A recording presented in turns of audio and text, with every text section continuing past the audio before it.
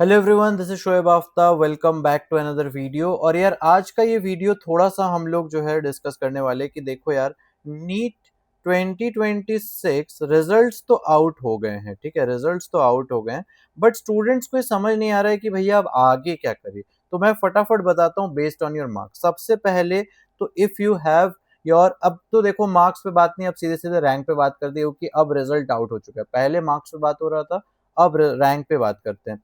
एक ऑप्शन है कि अगर आपका रैंक इज लेस देन, मोर लिख दिया मैंने गलती से, चलो लेस देन तुम्हारा 30,000। ठीक है, लेस देन तुम्हारा 30,000। ये मार्क्स एक बार कंफर्म कर लेना, बट आई थिंक ये अराउंड 500 एंड तुम्हारा 560 के आसपास आ रहा होगा। ठीक है, 560 570 के आसपास जो है तुम्हारा आ रहा होगा। देख लेना एक बार, 560 या 570 के आसपास मार्क्स आ रहा होगा।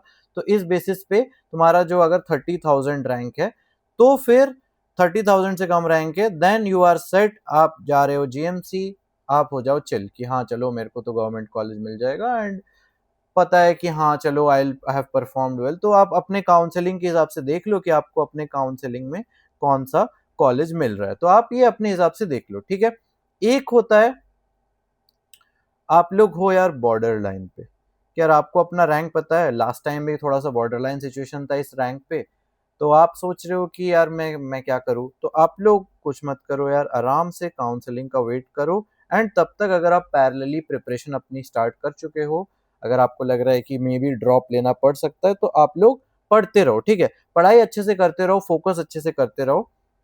इसके बाद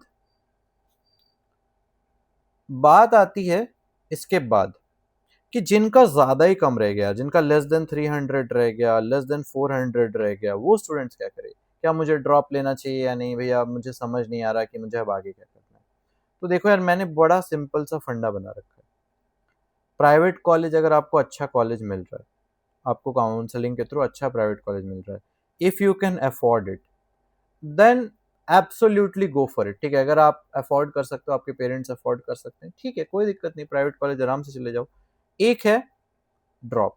यहाँ पर मैक्सिमम स्टूडेंट्स को कंफ्यूजन हो जाता है कि भैया मुझे ड्रॉप लेना चाहिए या नहीं लेना चाहिए। प्लीज इसके बारे में बताओ अच्छे से, एंड मुझे कोई क्लैरिटी नहीं मिल पा रहा है कि should I take a drop और नॉट। तो बड़ा सिंपल है यार, आप अगर बॉर्डर लाइन वाले हो,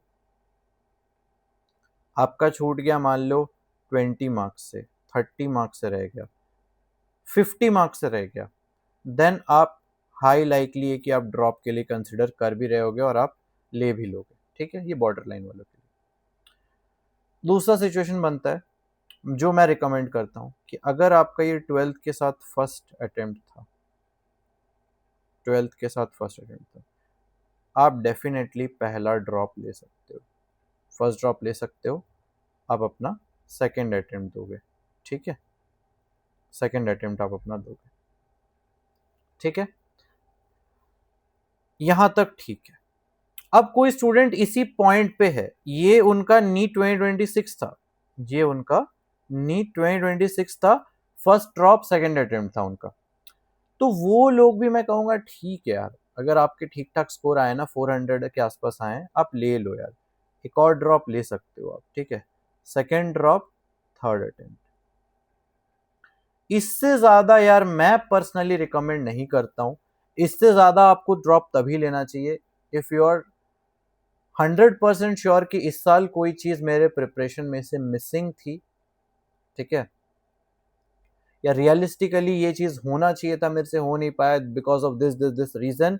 इस साल ये रीजन है कि I will be able to eliminate all of my shortcomings. जो भी मेरे साथ दिक्कतें थी मैं सब कुछ एलिमिनेट कर दूंगा या कर दूंगी, and I will perform very well. तो ही आप ड्रॉप इसके बाद कंसिडर कर सकते हो, जब आप श्योर शॉर्ट हो कि यार इस अटेम्प्ट में लास्ट है, अब तो मैं पक्का सिलेक्ट हो ही रहा हूँ।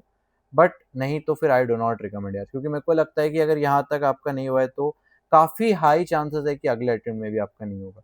तो रैदर देन वेस्ट ईयर, क्यों ना कुछ और कर लिया जाए। एक और ऑप्शन तुम्हारे पास है, एमबीबीएस अब्रॉड।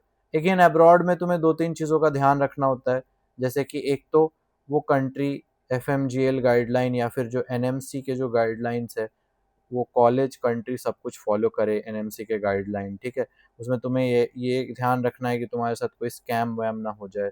ठीक है। ये ध्यान रखना है कि तुम कोई ओवर इनटेक वाले कॉलेज में ना चले जाओ।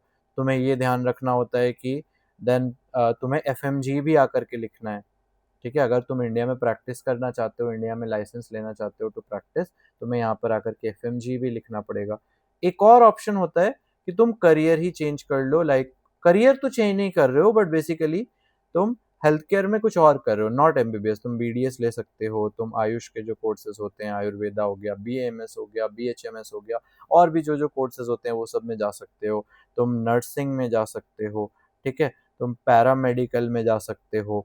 देन तुम्हारे पास एक ऑप्शन होता है कि और ही कोई करियर में चले गए, बीएससी लेकर के बहुत स्टूडेंट जो है पार्शियल ड्रॉप भी लेते हैं। यहाँ पर एक ऑप्शन आ जाता है पार्शियल ड्रॉप का, तो पार्शियल ड्रॉप भी स्टूडेंट्स लेते हैं। तो पार्शियल ड्रॉप वो स्टूडेंट्स ले सकते हैं जिनको लगता है कि मेरा थोड़े मार्क्स से ही रह रहा था।